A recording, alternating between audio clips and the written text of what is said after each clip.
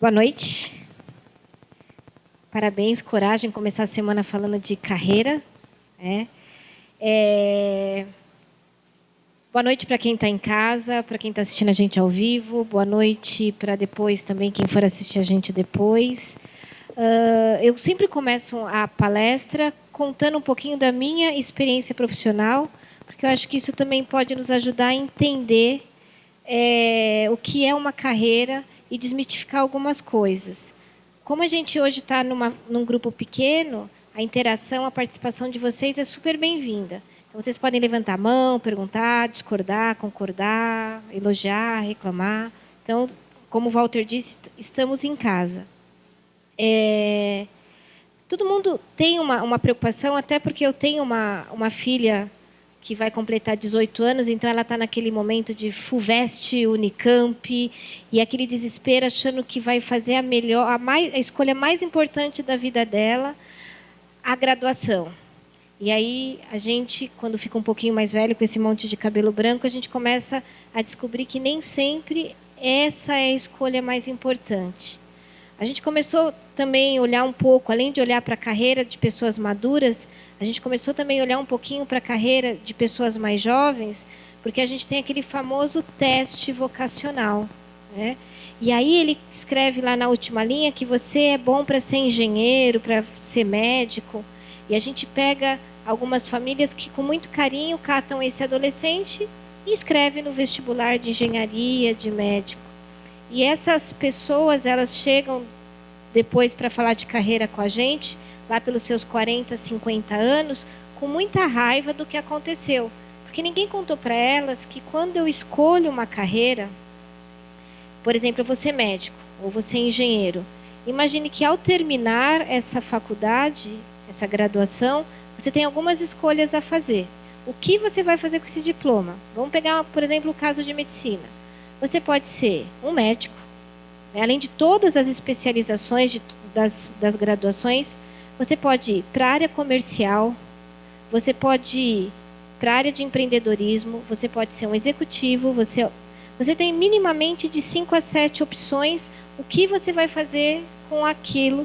E vamos concordar que quando você foi colocado para aquela carreira de engenharia, de medicina, ninguém te contou isso. Que quando você saísse com aquele diploma, você aí sim teria que fazer uma escolha um pouco mais madura do o que eu faço com esse diploma. E aí eu vou falar um pouquinho da minha primeira formação. Hoje eu trabalho com desenvolvimento humano e organizacional. A minha primeira formação foi processamento de dados. Aqui pertinho, na FECAP, na Avenida Liberdade. Porque eu não queria chegar perto de seres humanos. Eu achava que lidar com computadores era um pouco menos complicado. E é verdade. Lidar com computadores, tenho certeza, é mais fácil. O colega lá atrás, qual que é a sua formação? Você trabalha com o quê? Viu? Ele tá. Lidar com computadores é mais fácil, sim. Pode não parecer, principalmente para quem tem mais de 60, pode parecer, mas é mais fácil. Aí você acha que você tem todo o controle da sua carreira. Eu fui fazer estágio, né? Aqui acho que boa parte das pessoas passou por essa experiência de ser escraviário, né? A gente se coloca para uma empresa. Vocês já passaram por isso? Estão chegando aí? Aí eu fui parar numa corretora de câmbio, na área de tecnologia de uma corretora de câmbio. E aí eu olhei e acabei indo para a área de mercado financeiro, tudo a ver para quem escolheu tecnologia, né? Mas o raciocínio matemático me levou para a mesa de operações. Aí você fala, não, agora encontrei minha carreira, agora eu estou feliz e achei o que eu queria fazer, né? Aí chega um cara chamado Fernando Henrique Cardoso, como ministro da Economia. Não é do tempo de vocês, mas é de vocês. Eles não, é de vocês. E muda tudo que a gente tinha conhecido de economia. Então, talvez vocês não façam ideia como era o câmbio, como era a inflação naquela época. Aí, tudo aquilo que eu sabia, do dia para a noite, quando entrou a tal da URV, deixou de existir. Aí lá fui eu, né, ter que descobrir uma outra coisa para fazer. E, na época, eu recebi um convite para trabalhar com investimento, com investidores que queriam falar de negócios, né? E aí, por conta do mercado financeiro, eu vi que o curso de tecnologia não servia tanto. Aí eu fui fazer administração de empresas com ênfase em comércio exterior, né? Então vocês veem que como uma carreira ela é planejada, né? Você vai indo e acabando sendo moldado. Com esse convite de trabalhar com análise de negócios e projetos, eu senti falta e fui fazer especialização em marketing. No marketing, a gente aprende a fazer uma coisa chamada plano de negócios. E aí tem uma linha lá que chama recursos humanos, gestão de pessoas, depende do livro que você lê. E aí, se a gente pensar lá na década de 90, que eu tinha escolhido processamento de dados porque eu não queria lidar com pessoas, eu me deparo, depois de estudar muito, que o grande desafio de qualquer coisa que eu fazia estava relacionado a pessoas. Então, você monta equipe, monta, né, aqui a gente está dentro, né, da associação comercial, você monta uma loja, você monta um negócio, o gerente não fica, o cliente não entra, o sócio enche o saco. Eu falei, gente, e agora? Mas eu ainda achei que tinha uma salvação. Eu falei, tem um negócio chamado multinacional. Em multinacional as pessoas devem ser felizes, porque todo mundo quer trabalhar numa multinacional. As pessoas se estapeiam para os programas de trainee de uma multinacional, né? É bonito colocar no currículo, né? Trabalhei na empresa X, né? Aí lá fui eu para uma empresa multinacional do setor automobilístico. Aí eu também descobri que lá a gente tem os mesmos desafios, porque lá está cheio de pessoas, e pessoas, elas têm alguns desafios internos, né? Inicialmente, a gente não vem com manual, a gente não sabe para que a gente serve, né? Depois, a gente tem o desafio de saber o que a gente vai fazer com o que eu não sei que eu sou bom, né? Então, a gente compra um equipamento de última geração, né? Não vem com manual, que somos nós mesmos, e a gente não sabe para que ele serve. A gente deve ter uma noção que ele serve para alguma coisa. A gente veio para fazer alguma coisa, mas sem o manual e sem alguém contar para a gente para que a gente serve, a gente começa a construir uma carreira em cima de pressupostos. É um pouquinho disso que a gente vai falar hoje, sobre o que é essa coisa chamada carreira, né? E principalmente como essas palestras ficam gravadas no grande mundo da internet, essa metáfora é clássica, mas como aqui tem um monte de gente nova, eu vou contar essa metáfora para vocês entenderem como é que a gente enxerga a carreira hoje dentro do nosso trabalho. Todo ser existente vem com uma missão, propósito, você coloca o nome que você entender que é adequado. Que no fundo, onde que a gente passa a maior parte do nosso dia? No trabalho. Então, essa missão, esse grande propósito de vida, ele acaba se traduzindo numa coisa chamada vocação, vocare, chamado. Qual que é o seu chamado? E também se traduz numa coisa chamada carreira, né? E aí a gente vem, sim, com caixinhas de talentos e valores e virtudes para executar essa missão. O gato vem com a dele, o peixe vem com a dele, a bananeira vem com a dele, a gente também vem com a nossa. Só que com um pequeno desafio que é o nosso cérebro, que é a nossa maior vantagem, mas que quando a gente não sabe usar, se torna a nossa grande desvantagem perante todos os outros reinos, né, os bichinhos e as plantinhas. Aí a gente vai para a escola. Na escola, a gente aprende o que a gente não é bom, né? A gente vê televisão, que também mostra as tendências do mercado sem considerar o que a gente é bom. Então, assim, a gente tem grandes influenciadores da nossa carreira. Então, os pais, né, a gente que trabalha com gestão de carreira, a gente observa que a primeira escolha é um duelo entre mãe e pai. A escolha, né, a pessoa fica assim, tá, minha mãe quer que eu seja isso, meu pai quer que eu seja aquilo. Quando chega um jovem para fazer trabalho com a gente, né, o estado de tensão dele, a gente consegue perceber que é também o estado de tensão do cabo de guerra entre pai e mãe naquela carreira, né? Geralmente um puxa para um lado, um puxa para o outro. E os nossos amados professores que acabam dedicando pouco tempo para nos contar o que a gente é bom. O professor geralmente gasta bastante tempo contando para a gente o que a gente não é bom.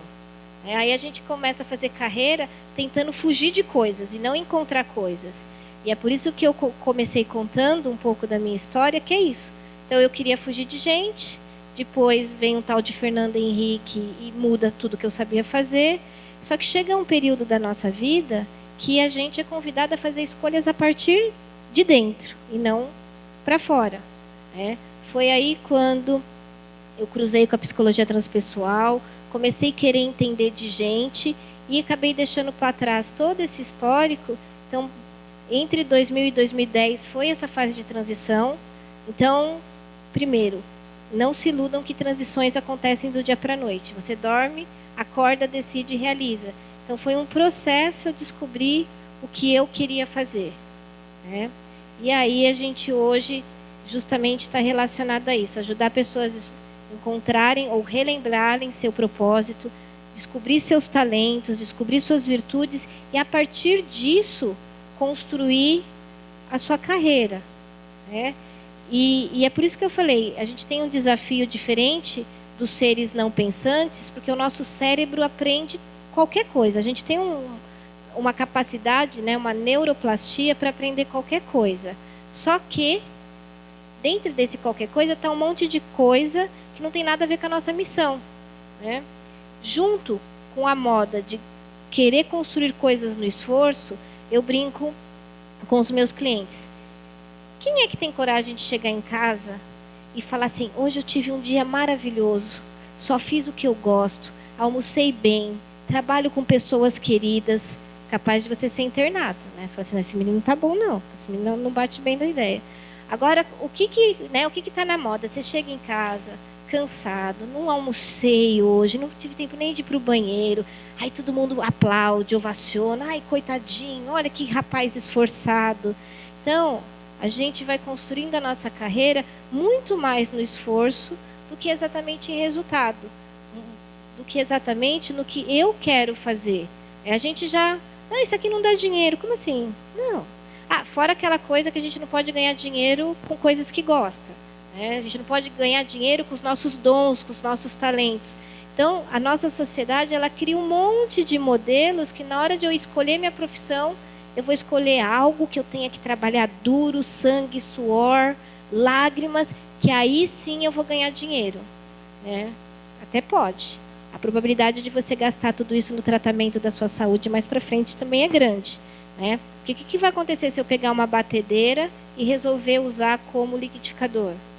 O que vai acontecer se eu pegar um serrote e resolver usar como martelo? E é assim que as pessoas acabam construindo a carreira delas. Elas mesmas acabam se colocando à disposição, a serviço de coisas das quais elas não têm vocação, elas não têm talento. E aí, a hora que ela começa a achar que a empresa é ruim, o segmento que ela está não presta, mas dentro de um processo de autoconhecimento, a gente sempre convida as pessoas a refletirem, tá? O que pode ser feito de diferente? Você já pensou em construir sua carreira de um outro jeito?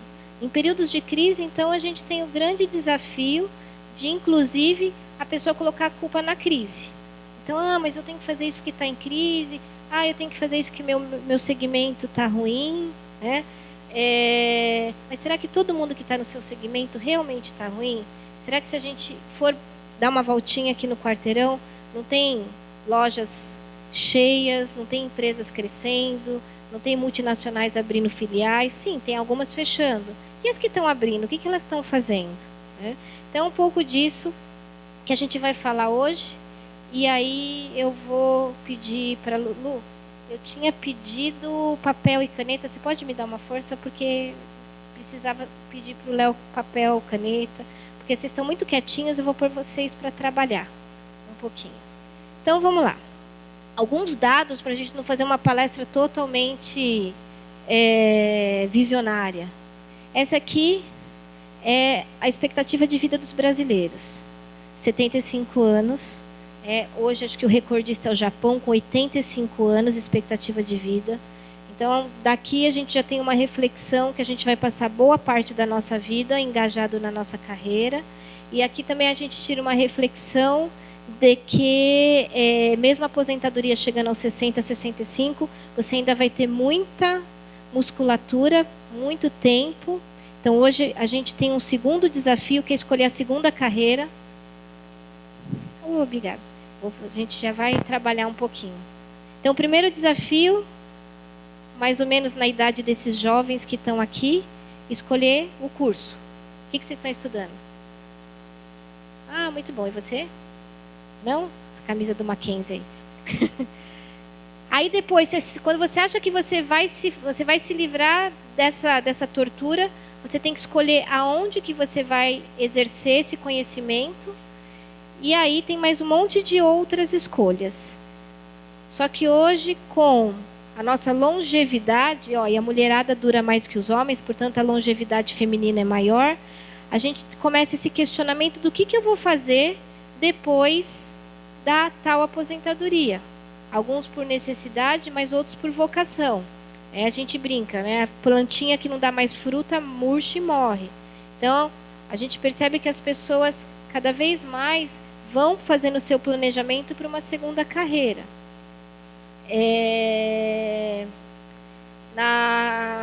Tem uma capa da revista Isto É, o Exame, que diz que hoje as crianças que estão nascendo nesses últimos 7 anos, elas têm inclusive a capacidade de estender a vida até 120 anos.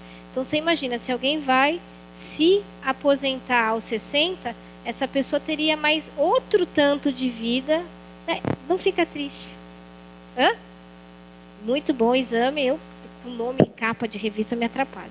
Então, que a gente tem capacidade, viu, para não mentir sozinho, o colega está aqui, 120 anos. Então, eu tenho, né, eu tenho a minha filha maior, tenho um pequenininho, ele já está nessa faixa que geneticamente ele tem código, né, código genético para ir até os 120 anos. Então, a gente começa a ver que a gente tem desafios relacionados à carreira em vários tempos da vida. E aí a gente vai falar um pouquinho disso e esse convite que eu vou pôr vocês para trabalhar. A antroposofia divide nossos ciclos de vida a cada 7 anos. E vai ser por meio deles que a gente vai hoje falar de carreira. Primeira infância, até pelo horário, não tem ninguém aqui nessa fase, certo? Que vai do 0 aos 7 anos. A nossa segunda infância, que vai do 7 aos 14. E a adolescência, que todos nós sobrevivemos. Vocês estão nessa faixa? Então, vocês vão sobreviver. Parece difícil, mas tá vendo? Todo mundo aqui já passou. Mas o nosso corpo, ele está muito focado ao desenvolvimento físico. Né? Aqui a gente já começa com esse desenvolvimento psicológico. A fase adulta, dos 21 aos 28, é um momento que, se vocês lembrarem, a gente acha que não é adulto o suficiente, mas ao mesmo tempo não é adolescente, fica nessa crise, né? Fala assim, né, esses 28 anos que nunca passam. E aqui já é o término da graduação, é aqui que mora o desafio. Onde é que eu vou colocar esse canudo? Onde é que eu vou fazer com esse diploma? Né? Então, nesse papel que a gente distribuiu, eu gostaria que vocês colocassem nele exatamente... Vocês vão terminar o exercício rápido hoje. Qual foi o melhor momento desse trechinho que vocês tiveram? E daqui a pouquinho a gente vai... Vocês aceitaram uma palestra para fazer o balanço da carreira de vocês. Então, a gente vai ajudar vocês a fazerem o balanço, contabilidade. Rapidinho, só anota, né? Qual que foi o melhor momento dos 21 aos 28? E daqui a pouquinho a gente vai usar todos esses momentos. Você que está em casa, ou não, no trânsito, não sei onde é que você está, anota, né, dos 21 aos 28. O que vocês tiveram de melhor momento? Se for relacionado à carreira, tudo bem, mas também se não for, ok. Né? O que vocês têm de bom momento? O que aconteceu de marcante nessa fase? Não precisa fazer um diário de recordação, mas anota para daqui 15 minutos você lembrar o que você anotou.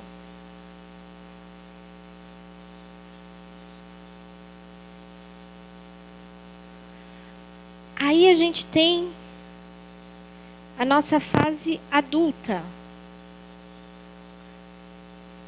Provavelmente a pessoa já fez a graduação, já fez uma especialização, e aí começa aquele desafio de realmente ser sustentável. Né?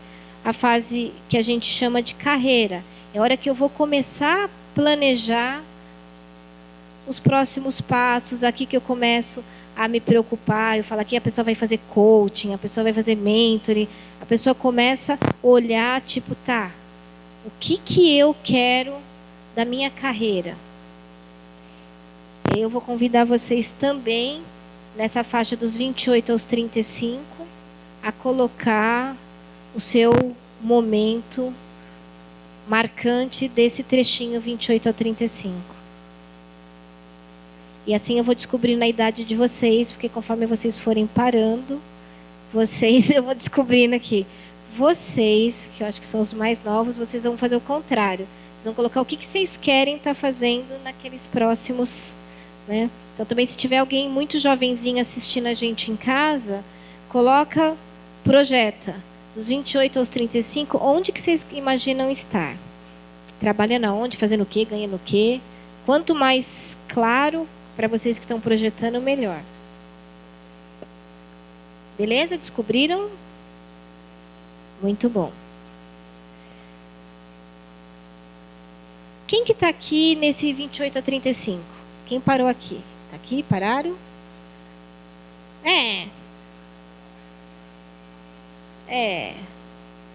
Beleza? Ah, muito bom. 35 aos 42. O que acontece aqui chama relações. É aquela hora que ou a vida te convida a entender o que é essa tal de relações, que são essas tais relações. É hora que alguns vão querer ser gestores, gestão está diretamente ligada a relações. É hora que as pessoas vão pensar em constituir família ou não, né?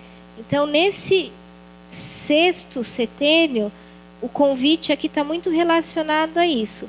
Gestão de pessoas, minimamente me entender com o meu gestor, com os meus pares, com os meus relacionamentos.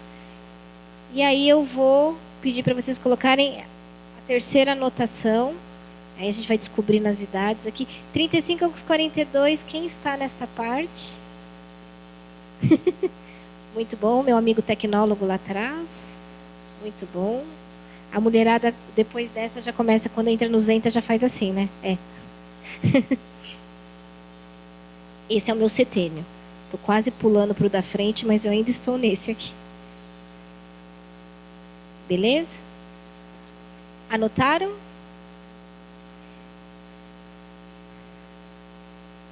Olha que bacana. Aí aqui a gente fecha um ciclo de desenvolvimento psicológico. A gente entra num outro ciclo de maturidade. Olha que nome bonito, né? Olha lá, alguém lá já levantou a mão, você está nesse setênio. Ixi, tá bom, pula essa parte, daqui a pouco eu chego aí, calma. Legado. Aqui, quando a pessoa procura a gente para fazer coaching, ela começa a questionar assim, ai, eu não sei porque eu levanto da cama todo dia de manhã. Eu estou procurando um sentido, né? Porque a pessoa provavelmente já construiu uma carreira, provavelmente ela já aprendeu a se relacionar com os outros. Quando chega aqui no legado, é aquilo. Eu quero trabalhar com algo que deixe algo para a sociedade. Ela não sabe o que é esse algo, mas ela começa a buscar alguma coisa. Não consegue mais trabalhar pelo aplauso, pelo dinheiro, pelo nome no cartão de visita. A pessoa começa a procurar algo mais. Aqui, só colocando também quando a gente trabalha com setênios, imagine que a vida é um grande jogo, um videogame. Vocês viram que cada setênio me traz um desafio. Quando eu não trabalho esse desafio nesse trechinho, eu passo para o outro com 2 desafios. Então imagine que eu não matei o monstrinho da fase anterior, eu passo para a nova fase, aquele monstrinho está lá. Oi? Só que naquela fase atual, eu tenho outro monstrinho. Aí eu vou ter 2 monstrinhos. Sabe como chama isso?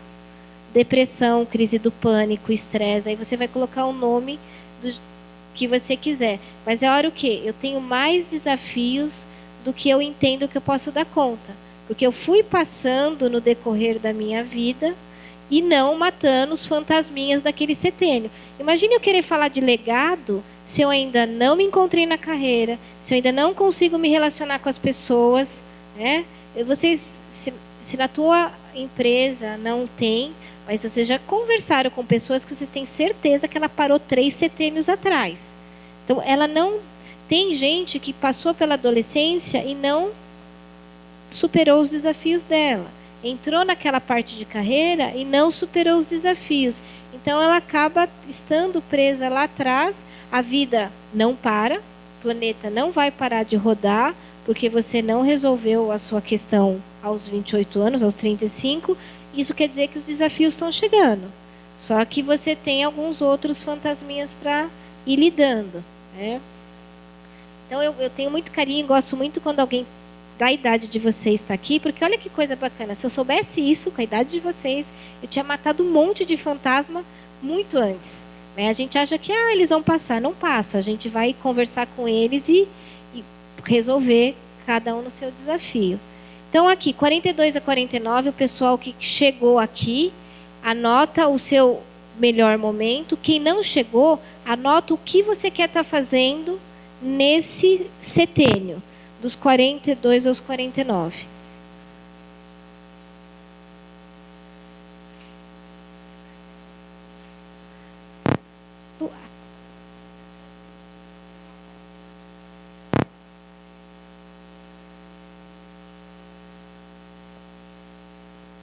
Muito bom. Para quem está projetando, deixa claro onde você gostaria de estar trabalhando, quanto você quer estar ganhando, que lugar é esse, quem vai estar do seu lado. Capricha, né? Capricha na descrição do que você quer. E para quem já passou por essa fase, fecha o olhinho, principalmente se não for atual, como é que era teu corpo físico, o que você estava fazendo, o que você estava ganhando, para escolher o que você vai colocar como momento importante dessa fase.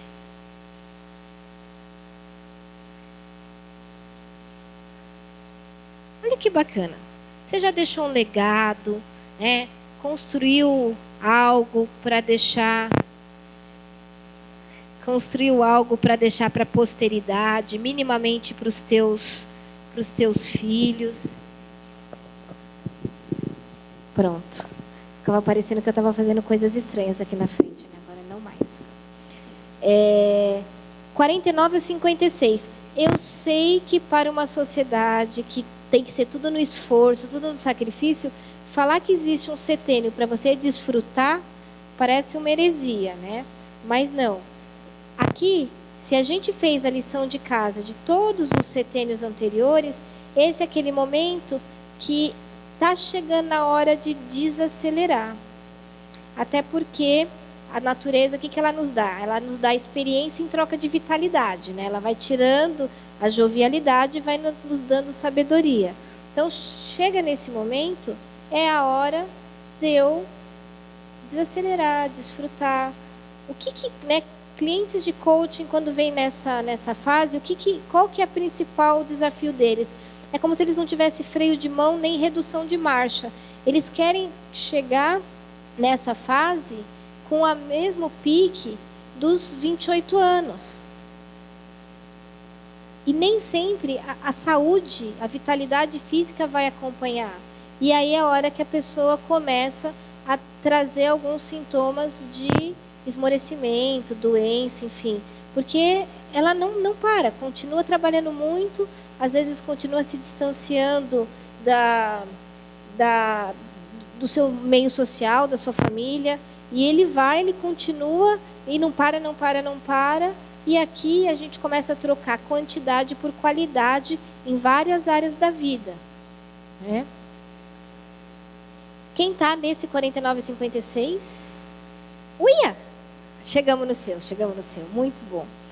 Uma coisa boa é que a gente está filmando de lá para cá, ninguém vai ver vocês. Então pode levantar a mão à vontade. Olha aqui. Nono setênio, 53 ao 63, criação.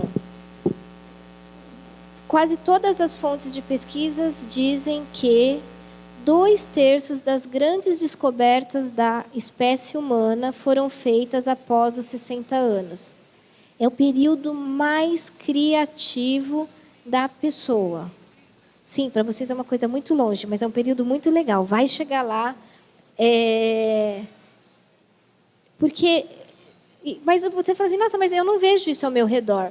Lembrando que a gente vai poder usufruir desses períodos quando a gente não colecionou fantasminhas do período anterior.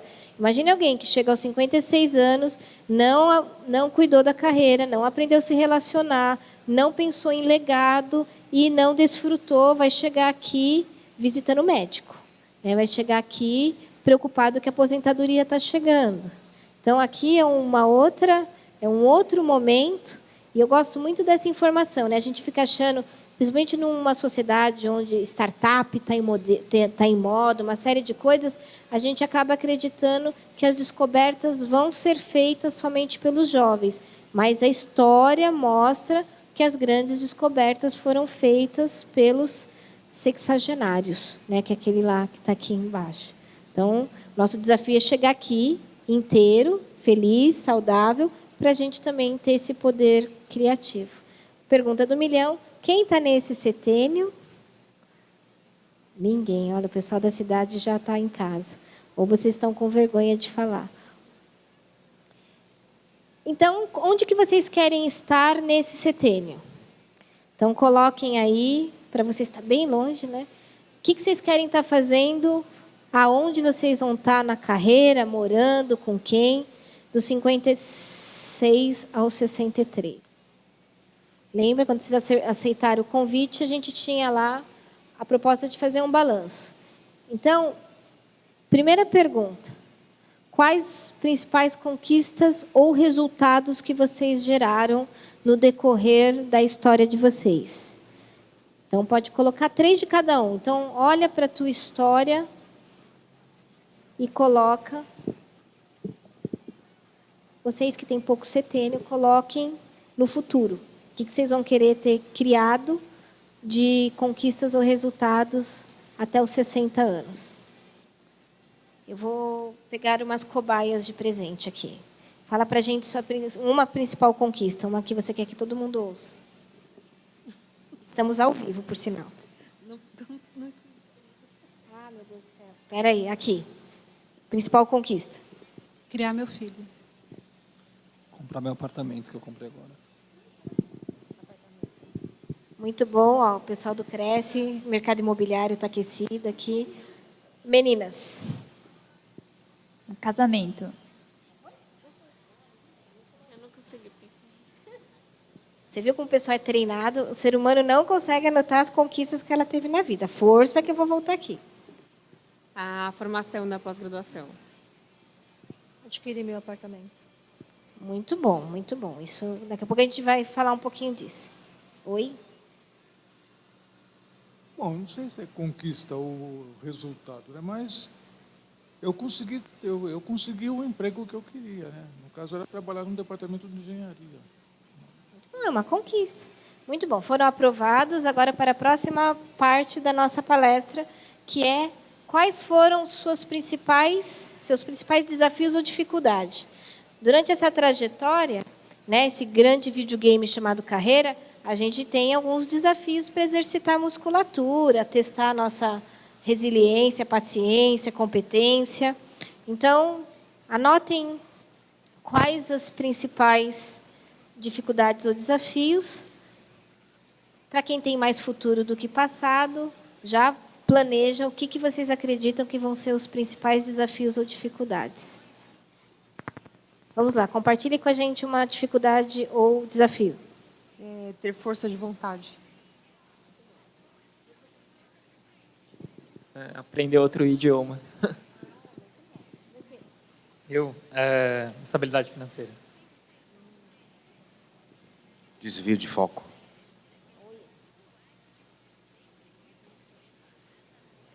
Falta de motivação. Criar família. Muito bom, vocês viram que temos desafios diversos. Agora estou curiosa aqui, vocês. O que você acredita de principal desafio daqui para frente? Eu acho que trabalhar com algo do meu prazer e ganhar, ser bem remunerado, e crescer uma família bem estruturada e feliz. Eu vou ser bem objetivo. Provavelmente os principais desafios serão metas grandes a seguir e a serem executadas com sucesso. Muito bom. Muito bom. Podemos ir para a terceira? Conseguimos? O que você aprendeu com as conquistas e desafios? Aquilo não é um D, é um E. Então, anotem, dessas conquistas e desafios, quais os 3 principais aprendizados. Né? Esse é um exercício muito bom da gente transformar a experiência em aprendizado, para a gente poder aplicar em oportunidades futuras. O que vocês aprenderam com essas experiências que vocês tiveram? As legais, que a gente chama conquista, e as não tão legais, que a gente chama de dificuldade. Então, 3 aprendizados. Né? A gente tem 3 anotações de cada. Dá uma olhadinha o que vocês aprenderam. Vamos aqui. Vamos lá. Compartilhe com a gente um aprendizado. Persistência. A importância da persistência. Muito bom. Paciência. Ter foco e objetivo, não adianta. Não duvidar da minha capacidade. Gostei dessa. Não duvidar da minha capacidade. Ela falou baixinho, mas... Vamos lá, a moça que casou aqui. Vamos lá. O meu foi que eu sou capaz e é importante entender as outras pessoas, né? É ter força de vontade. Comunicação e relacionamento. Perseverança. Perseverança. Muito bom. Passaram de ano. Aquela é uma pergunta que, quando a gente está fazendo o trabalho de transição de carreira, eu sempre faço, que a gente raramente para. Para quem que eu sou importante? Quando a gente vai buscar uma carreira, tem aquela brincadeira de jogar pérolas aos porcos. Às vezes, você é uma pérola que você está se lançando num lugar que não reconhece pérola. Eu gosto muito, tem um videozinho bem velho no YouTube, que tem aquele violinista, que eu não sei falar o nome dele, mas os shows, o cachê dele é altíssimo. Colocaram ele para tocar no metrô de Londres, com a caixa do instrumento aberta. Coitado, ficou lá o dia inteiro. Ganhou menos do que um mendigo teria ganho pedindo esmola. Então, essa pergunta é para trazer essa reflexão. Tudo que eu sou, o meu conjunto da obra, para quem que eu sou importante? Se alguém fosse me contratar, se alguém fosse me convidar para fazer alguma coisa, quem seria esse alguém? Né? Para quem que eu tenho valor? Por que em alguns momentos eu observo pessoas em transição de carreira batendo na porta de pessoas que não precisam das suas habilidades, das suas competências, dos seus talentos, e a hora que você chegar em casa, fala, não sirvo para nada. Então, a pergunta é, você não serve para nada ou você está tocando na estação de trem errada, onde pessoas não reconhecem o que você tem para oferecer? Então, para quem você é importante? Se alguém fosse valorizar o seu trabalho, quem seria esse alguém, essa empresa, essa indústria, essa pessoa? Se você fosse um tempero, que prato que você agregaria? Entendeu? E a palavra tempero, temperamento, tem a mesma raiz por conta disso. Então, se imagine, se eu fosse... eu adoro curry, mas você pode gostar de orégano. Tem pratos que a gente agrega. Tem pratos que, quando a gente coloca aquele tempero, fica estragado, fica ruim. Então, a mesma brincadeira é descobrir que tempero cada um de vocês para saber que prato que vocês podem agregar. Porque também a palavra sabor e sabedoria tem a mesma raiz. Então, vocês vão ser sábios em qual carreira? Vocês vão dar sabor para qual prato? Escrevam uma pergunta sobre a sua carreira. E vocês não precisam, vocês vão receber essa apresentação. Eu vi que o pessoal está tirando foto, etc. A gente vai passar essa apresentação. Se você deixou seu e-mail na inscrição, vocês vão receber a apresentação, que é bem legal, porque o nosso convite é justamente que vocês tomem decisões olhando essa matriz. Então, enquanto vocês anotam a pergunta, que a gente vai responder juntinho, vou pedir para você repetir sua pergunta para a câmera, porque o microfone chegou depois. Tá. Eu fiz uma escolha de carreira aos 18 anos, aí eu me formei em Direito, passei na OAB, e depois da minha aprovação, eu tive essa dificuldade, que gerou toda a dificuldade, a crise profissional de saber se esse realmente era o caminho, qual área eu seguiria. Aí eu fiz a modificação de área dentro do próprio direito. Estou mais satisfeita, porque estou trabalhando na área de direitos humanos, mas eu acho que ainda tem algo que não... Sei lá, algo que eu pudesse me identificar mais, eu pudesse ter essa realização mais profunda. Muito bom, obrigada. Seu nome? Daniela. Vamos lá, Daniela. Então, cada um com a sua pergunta. Vamos... Está vendo aquele lado de lá? Vocês têm aquelas 4 dimensões dentro de vocês. Todo mundo, inevitavelmente. Aqui, lá entre o primeiro e o segundo setênio, a gente aprende a confiar mais em uma do que na outra. Quem aqui já fez teste de perfil de personalidade? Diz que MBTI, Enneagrama, Coati, Quantum, isso. Todos esses testes, é isso que eles traduzem na gente. Eles nos contam algo sobre nós mesmos, que é qual função eu me apoio mais. Então, vou explicar rapidinho as funções para a gente entender, ou não vou explicar, vamos uma por uma, que assim vocês vão respondendo as funções. Começar da função da razão. Então, se no teu teste veio que você é uma pessoa racional, que você é um tomador de decisão analítico, você é um perfil racional. Então, você aprendeu a olhar a vida, a tomar decisões, se apoiando na tua cabeça, que é onde está o conhecimento, o cognitivo. Essas são as pessoas racionais. Do outro lado, a gente tem as pessoas mais emocionais. Para o racional, o que vale é ter razão. Para o emocional, o que vale é ser amado.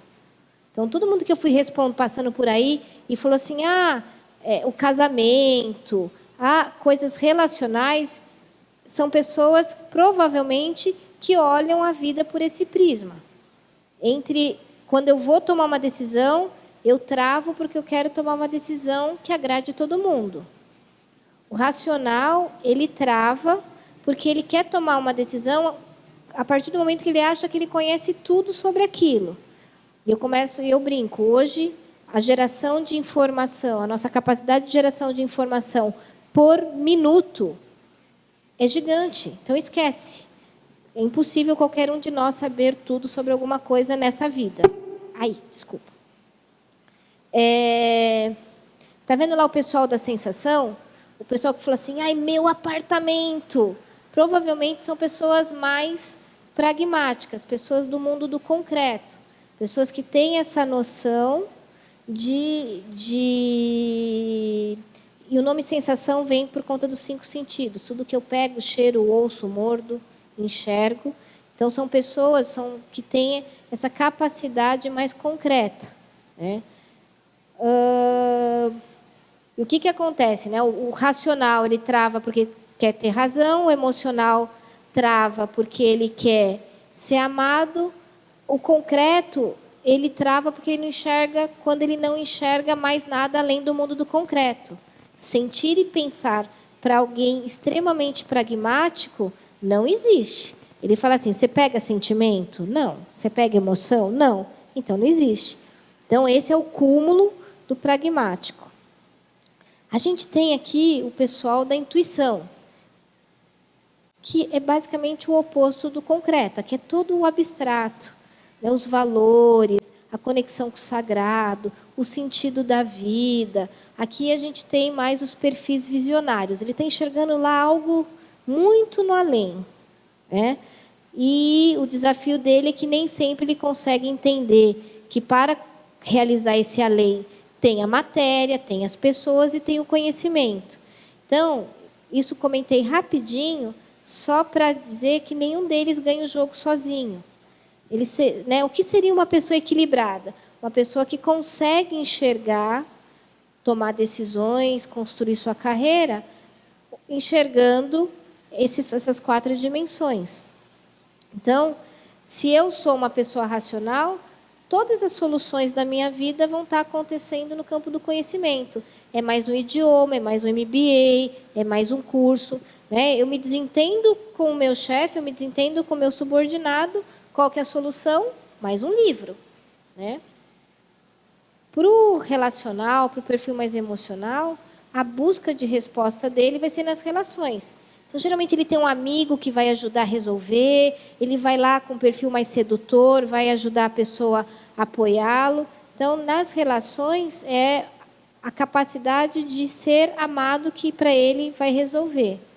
Bom, pragmático, vocês viram, né? É a questão do mundo do concreto e a parte da intuição, né? Se fosse uma pizza de 4 pedaços, 25% para cada um, né? Mas, raramente, uma pessoa tem esse perfil. A gente tem uma tendência, a gente tem um desses que a gente ama de paixão, quase que só ouve ele. Tem um que a gente nem sabe que existe, tem um que a gente odeia e tem outro que fica lá, de vez em quando eu pergunto para ele alguma coisa. Então, esse é o convite que a gente vai fazer. Pega a sua pergunta, nós vamos respondê-la 4 vezes. Primeira resposta, vamos pedir para a razão. Se você fosse só razão, portanto, imagine que você só tem cabeça, né? Que resposta que você daria para a sua pergunta? Então, para os emocionais vai até doer, porque é um pedaço do cérebro que vocês não usam com frequência. E cada parte dessa, sim, está relacionada a um pedaço do cérebro. Então, como é que você responderia essa sua pergunta que você anotou no papel? Aí tem lá a Dani, que falou sobre a questão, com a razão. A razão vai enxergar os cursos que você fez, o conhecimento que você tem, os idiomas. Pelo universo da razão, ela vai enxergar a tua resposta por esse lado, né? Não existe pessoas, existem conhecimentos, né? Se fosse um projeto, é hora que eu vejo market share, é hora que eu vejo estratégia, está tudo aqui. Quem não estiver escrevendo, eu vou achar que seu cilado está desabilitado. Chacoalha, pega no tranco. Pode perguntar.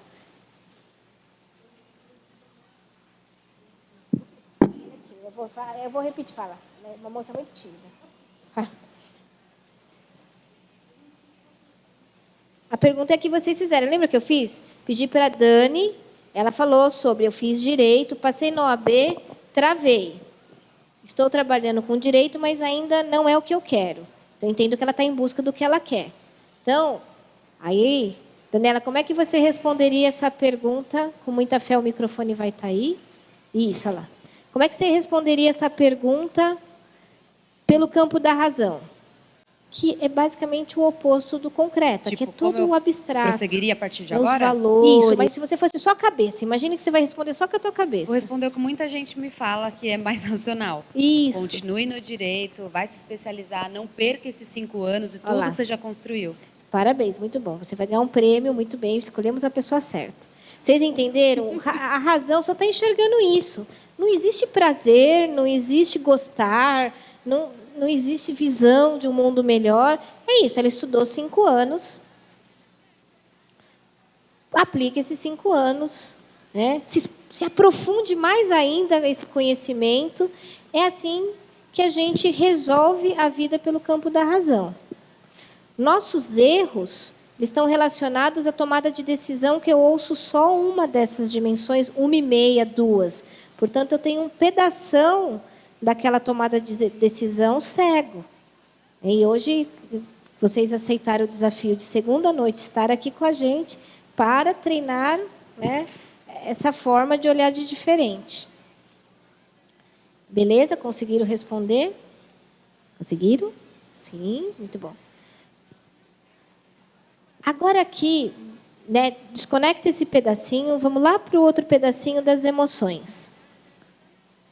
Na emoção mora o prazer, as relações, o gostar. E aí, olha para a tua pergunta, imagine que você é só coração. Você não tem mais cabeça, não tem mais nada. Você só tem o peito, que é onde vibra as emoções, bate o coração. Como é que você responde a tua pergunta por essa dimensão, por esse olhar? Essa é aquela hora que os racionais, aí quem dói a cabeça é dos racionais, porque ele fala, meu coração, né, eu tenho isso batendo? Tem, todos vocês têm. Conseguiu, Dani? Então vamos lá, pelo lado da emoção. Ela não foi contratada, eu não a conhecia antes. Tá? Ela está indo bem, demos sorte. Vai lá, Dani. Se você fosse responder com o teu coração essa pergunta, o que você responderia para a Dani? Acho muito difícil a minha decisão, mas é algo que eu não tenho coragem ainda. Eu abandonaria o direito e eu voltaria para o mundo do balé. Obviamente não como... Eu fui bailarina já, né, até os 15 anos. Eu tive a oportunidade de representar o Brasil na França, no ano da Copa, tal, e aquilo ficou meio mal resolvido para mim. Eu acho que isso que foi a dificuldade. Eu gosto do direito, me vejo útil, mas um pouquinho de coragem na minha emoção me faria deixar o direito para lá e enveredar nesse caminho mais da arte aí.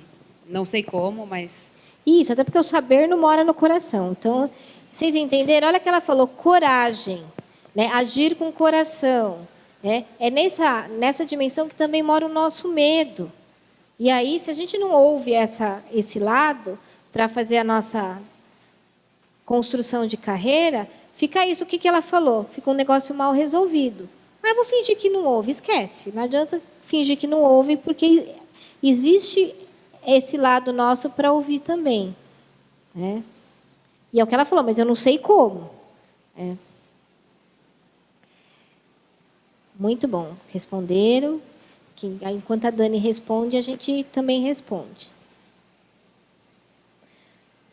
Olha a nossa quarta dimensão, não, terceira. Vou aqui para o mundo do concreto. Aqui mora salário, aqui mora finanças, aqui mora agenda, tempo. É tudo que é mega concreto. Deslocamento, assim, é o emprego dos meus sonhos, mas não vou ficar 1h30 no trânsito, eu não vou mudar de apartamento, que eu amo meu apartamento, que eu terminei de decorar. Tudo isso é aqui o campo físico. Viu? Deslocamento, agenda, dinheiro.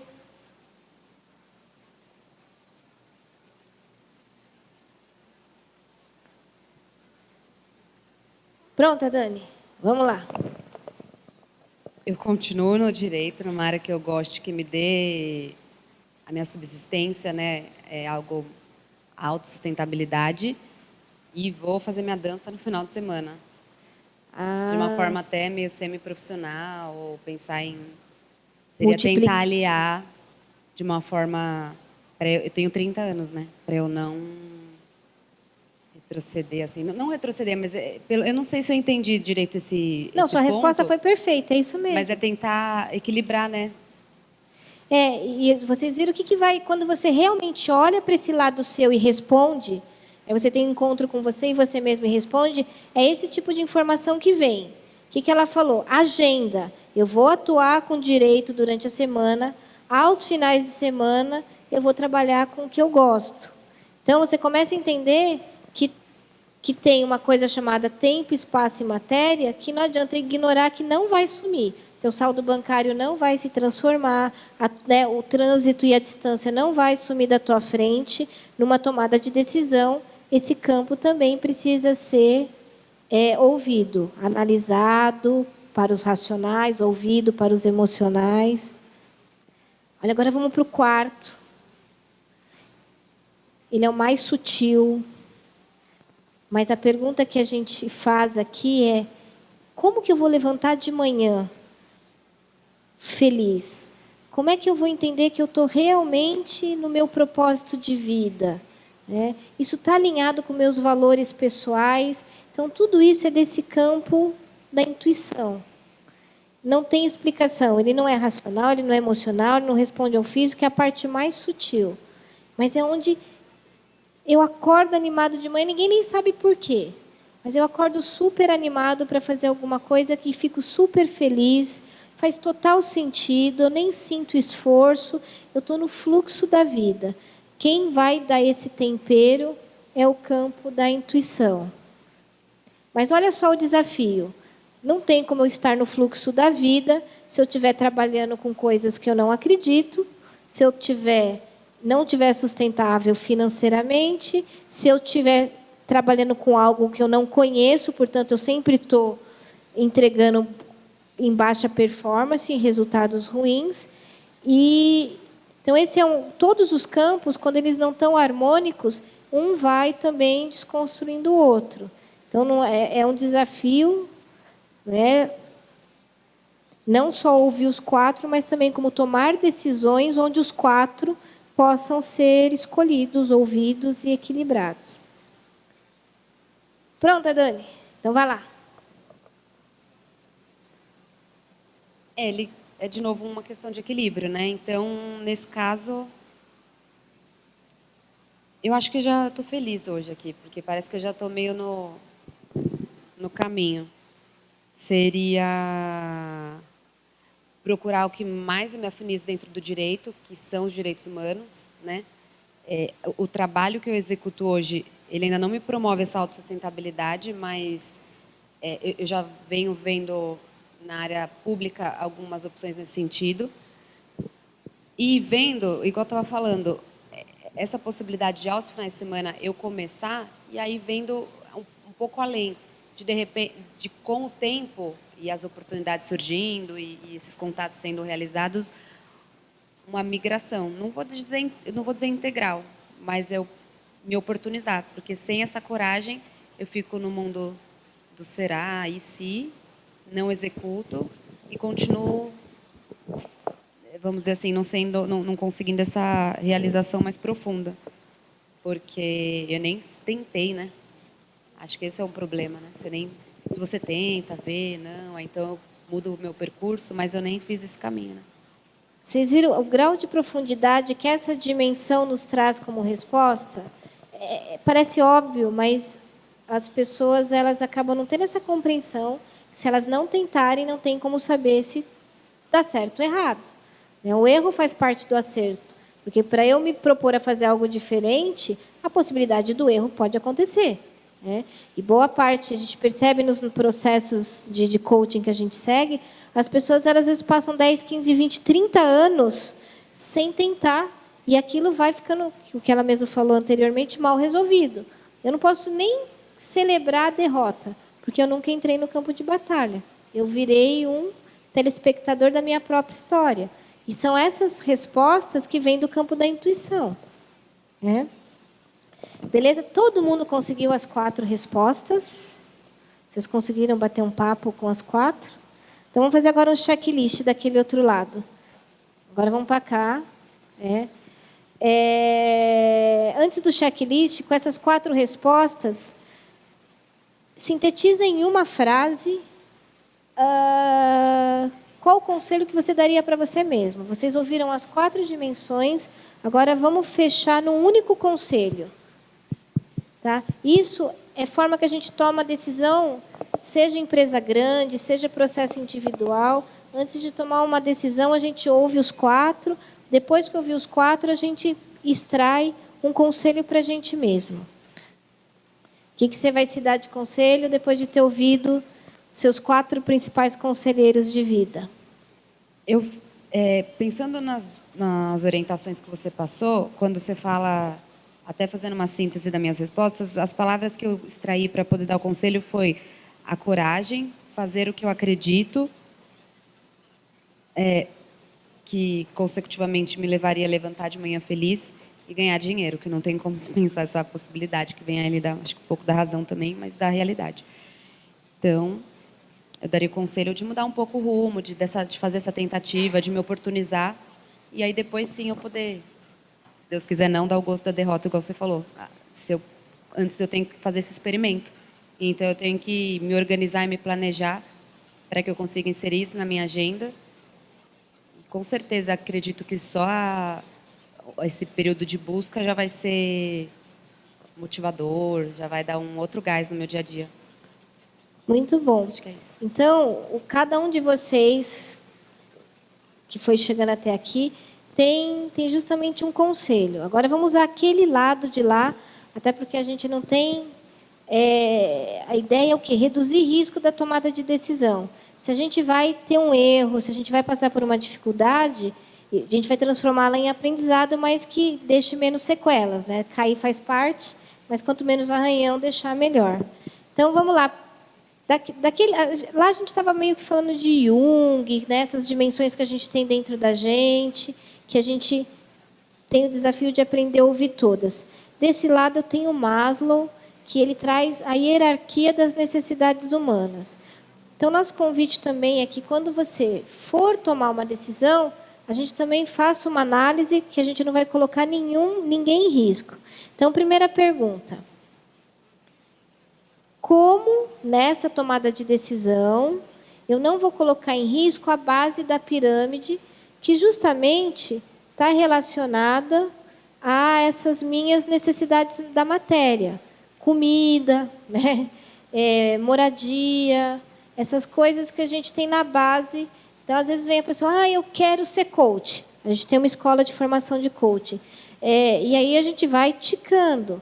Qualquer carreira que a gente vai trocar, a ideia não é, vou largar tudo. Vai largar tudo. E como é que está seu pé de meia? Né? Como é que está sua rede de apoio?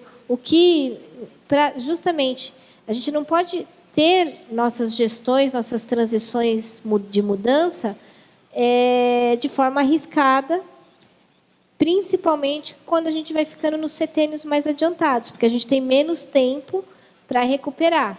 Né? Na idade deles é uma beleza, tá vendo? Eles não têm filho para criar, não tem conta para pagar, né?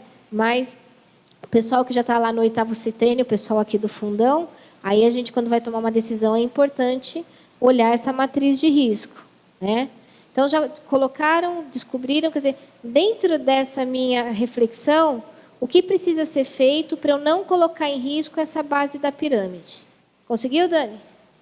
O que você vai fazer para proteger seu primeiro andar aqui da pirâmide? Dentro do meu momento, eu estou buscando essa autossustentabilidade, né? Tipo, sair da casa dos meus pais, tudo. Então, é um movimento meio paralelo aí. Então, é continuar na minha carreira. E hoje, graças a Deus, eu estou na melhor parte da minha carreira, de onde eu consegui me encontrar, e fazendo esse movimento paralelo. Mas sem ser como eu falo, porque desde os 15 anos eu falo, eu vou voltar, eu vou fazer, vou tomar um passo. E não tomo. Mas aí a efetividade desse planejamento, acionar essa rede de contatos, que alguns ainda têm, né? E voltar, né, dentro desse contexto aí da dança. Muito bom. A palavra aqui é paralelo. Né? Vocês não falam assim, não, eu vou largar tudo e agora eu vou procurar emprego de bailarina. Né? Vou fazer polidense, sei lá o que você vai fazer para... É a questão de olhar como é que eu não vou colocar em risco isso em qualquer transição. Segundo andar lá, segurança, o bem-estar. Aqui eu gosto muito de falar também de conhecimento. Eu quero ser médico. Você tem conhecimento? Eu quero ser instrumentador cirúrgico. Eu quero ser... Não sei o que você quer ser. Mas olhar para esse prisma é você entender se você já tem as ferramentas necessárias para não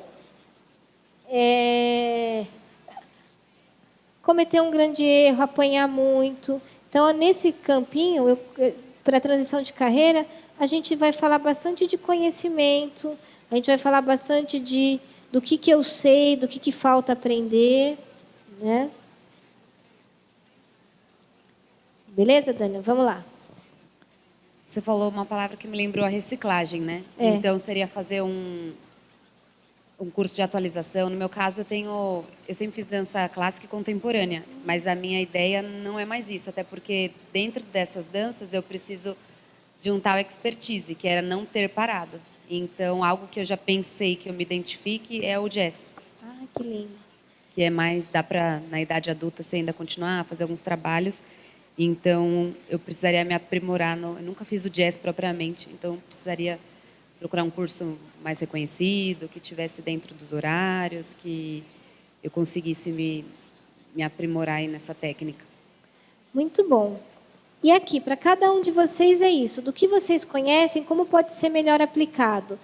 Para onde vocês querem ir? O que falta ainda conhecer para que essa mudança, essa continuidade, esse passo possa ser dado com segurança? Né?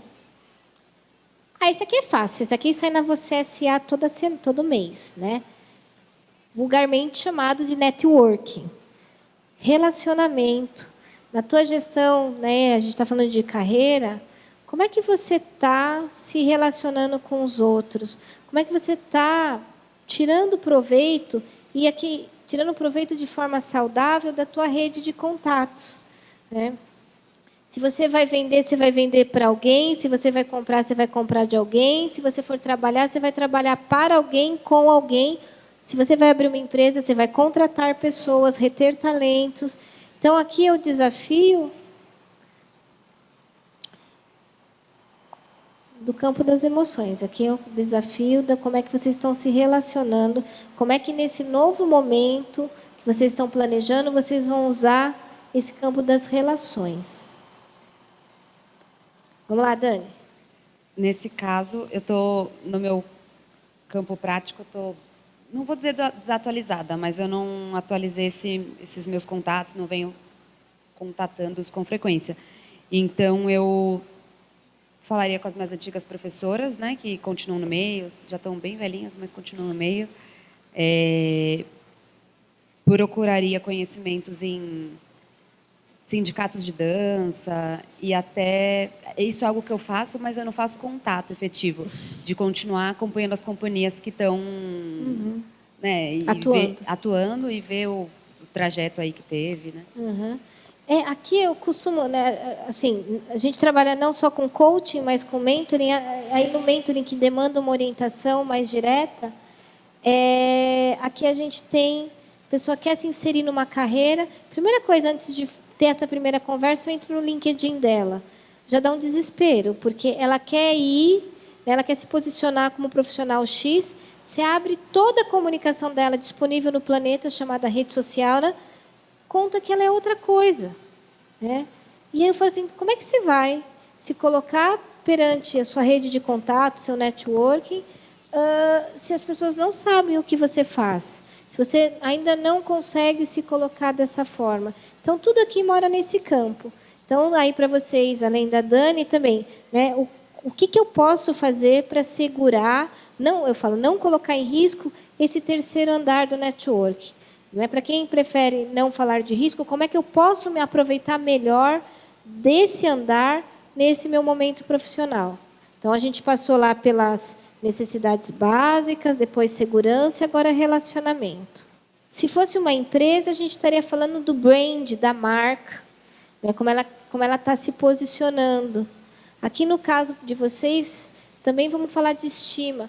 Você vai ficar feliz se você se apresentar como a partir de hoje?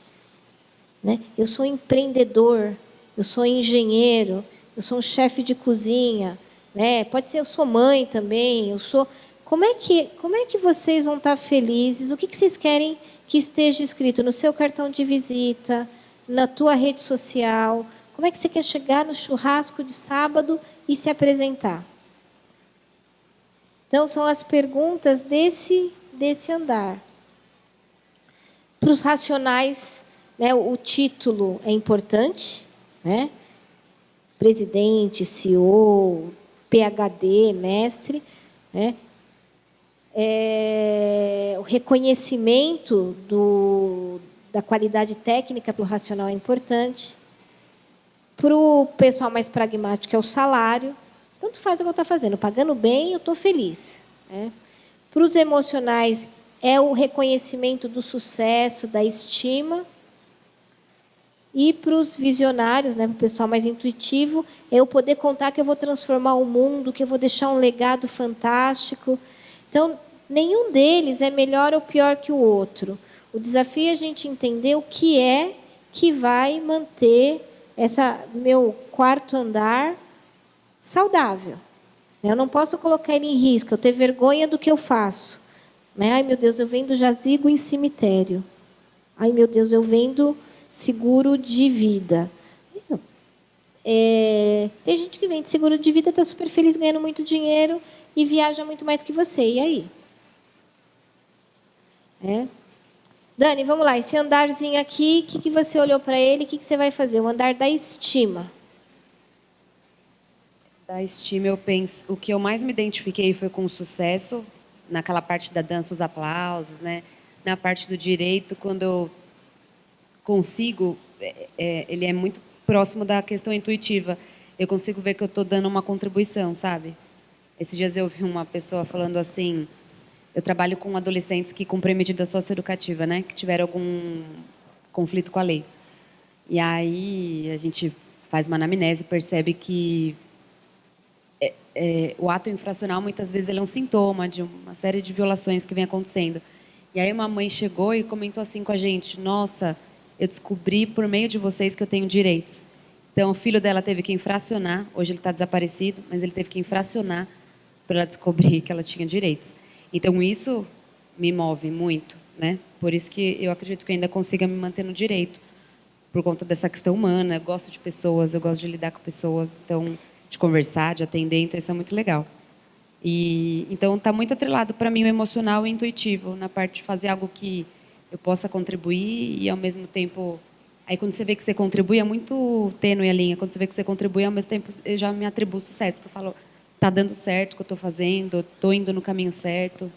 Como uma simples frase dessa, que, na verdade, na vida da pessoa representa muito. Aí, dentro desse trabalho, eu consigo me realizar. E aí, acho que estou concluindo aqui que com a dança seria uma combinação. Hein? Olha que perfeito. Vocês viram que a gente vai subir na pirâmide? E aí a gente vai chegar lá na realização pessoal, que é justamente a hora que eu estou fazendo algo que me dá tanto prazer, faz tanto sentido, me traz tanto retorno, que eu acordo de manhã super animado. A hora que o sol nasce, eu já pulo da cama. Sabe? Eu chego em casa e não estou cansado. Esse é o topo da pirâmide, né? Sim, não dá para chegar nele sem cuidar dos andares de baixo. Por isso que a gente começa com esse checklist. Quem é que vai ter realização pessoal com uma doença física? Quem é que vai ter realização pessoal, né, devendo dinheiro no mercado, com a empresa quebrada? Quem é que vai ter realização pessoal se o mundo das relações não está bom? Por isso que a gente começa a fazer esse checklist de baixo para cima, para chegar aqui em cima e falar, tá, agora eu posso falar de realização pessoal. E aí, Dani? É a última, capricha, que é a última pergunta que eu te faço. Sobre a realização pessoal? Isso. O que você tem para falar desse andar da pirâmide? Olha, eu vou falar um pouco dessa minha experiência. Eu acho que até isso ajudou um pouco, esses 4 anos aí de sofrimento, de psiquiatra, de terapia. Me ajudou a buscar esse autoconhecimento, que é muito na linha do que você está falando. Tipo, hoje está sendo a cereja do bolo mesmo. E é essa busca mesmo, do acordar animado, do ver que você está fazendo sentido. Antes eu trabalhava no direito societário empresarial. Eu não aguentava ficar trabalhando para empresário. Tem uma visão bem oposto, né? E eu não via sentido. Eu ficava pensando assim... Por exemplo, no direito tributário, né? Eu fazia planejamento tributário para o cara lá economizar na parte dos impostos, né? Então a gente analisava se você for para a Bahia, lá você vai ter uma melhor economia, um incentivo. E aí eu tentava forçar que eu continuasse naquela área, porque eu ia ter muito sucesso. Minha vida financeira hoje seria totalmente diferente. Então eu tentava me forçar e até essa questão do status, pensando que indiretamente aquele cara que teria um impacto tributário menor, ele poderia gerar mais empregos, tal. Claro que faz até sentido, mas aquilo ainda não era o suficiente para mim. Então, é essa busca daquilo que faz sentido e que te motiva e que você tem essa sensação de dever cumprido, de que está sendo útil ao mundo, que é aquilo que você falou no começo.